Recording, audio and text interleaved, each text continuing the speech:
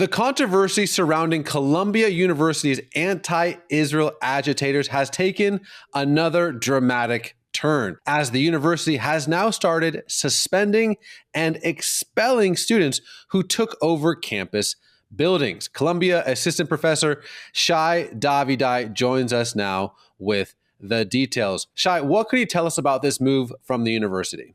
First, we have to give credit where credit is due.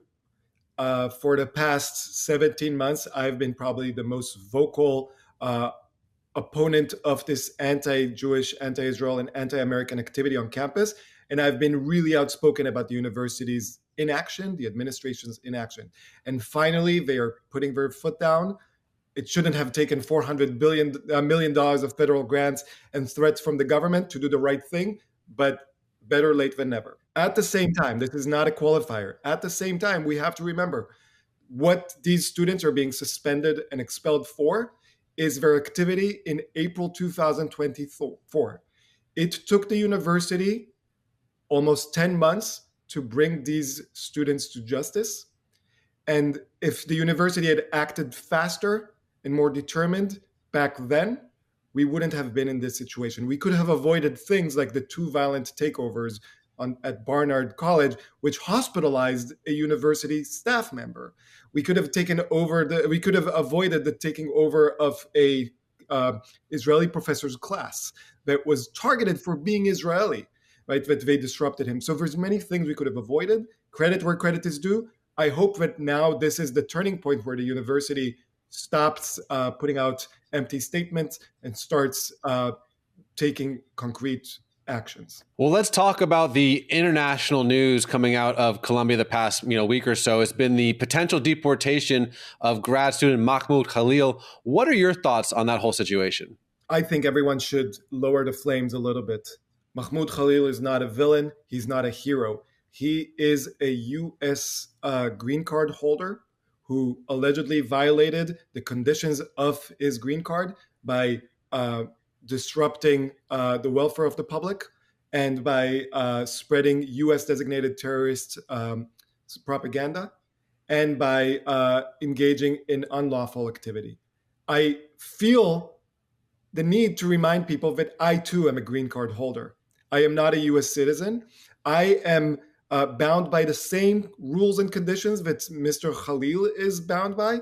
The only difference between him and I is that I didn't break the rules and I don't break the rules. And that's why I get to stay here. At the same time, Mahmoud Khalil deserves, like any other person, a fair due process. I believe and hope that the administration will give him that process and will find him, based on the insurmountable amount of evidence, guilty and will be deported.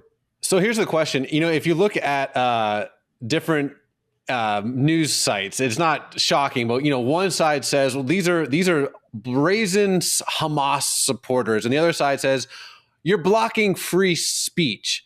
Where do you think the line is? Do you think this pushback from the university, from the Trump administration, from ICE is blocking free speech? Absolutely not. This is a situation where Mahmoud Khalil is being used as a pawn in other people's game. He is not being, the alleged things that he has done have nothing to do with his speech. It's with his conduct and actions.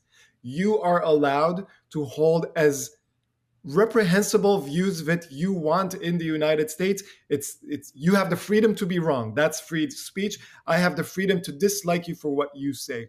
You do not have the freedom to lead an organization that, one, spreads U.S. designated terrorist propaganda, two, violently takes over university buildings, and three, specifically focuses on targeting one minority, namely the Jewish and Israeli minority on campus.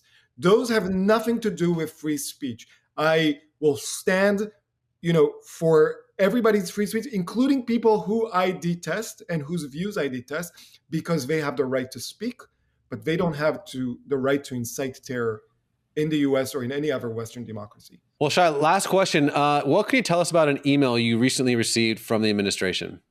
Yeah, it's I have to tell, because people don't understand what it's like being in Columbia or at Columbia. We've had 17 months of inaction. We've had maybe 48 hours of action by the university. We got the following email, and I want to read it to you so people understand what we're dealing with. This is from the interim president of the university, Ms. Katrina Armstrong, and it starts with, dear fellow members of the community, I am writing heartbroken to inform you that we had federal agents from the DHS in 2 university residences tonight. No one was arrested or detained. No items were removed, etc., etc. But then she goes on and says, federal agents served Columbia University with 2 judicial search warrants signed by a federal magistrate judge authorizing them to come. So this is what drives me crazy. The president of Columbia University is heartbroken by the fact that Department of Homeland Security federal agents came to the university with legal warrants to investigate criminal activity. She's not heartbroken by the fact that there's a need to serve the warrants. She's not heartbroken by the fact that the illegal or allegedly illegal activity is happening on campus and has been happening over the past 17 months. She's heartbroken by the administration legally doing what they can and should to deal with this issue. That shows you not just about Columbia, but where many of these universities' moral compass stands. It's not enough just to do the right thing.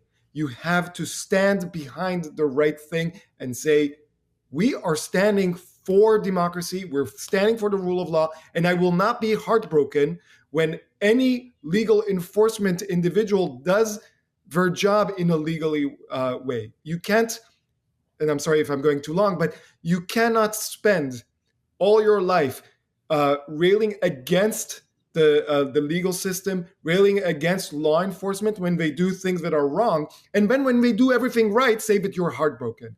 You should be heartbroken by the illegal activity, not by the legal actions of the administration to make sure that that activity doesn't happen. Shai Davidai, thank you as always, my friend. Thank you, and thank you to all your supportive audience. We may not have the same religion, we may not be from the same minority, but we are the same people. We're fighting for the same cause, so thank you, everyone.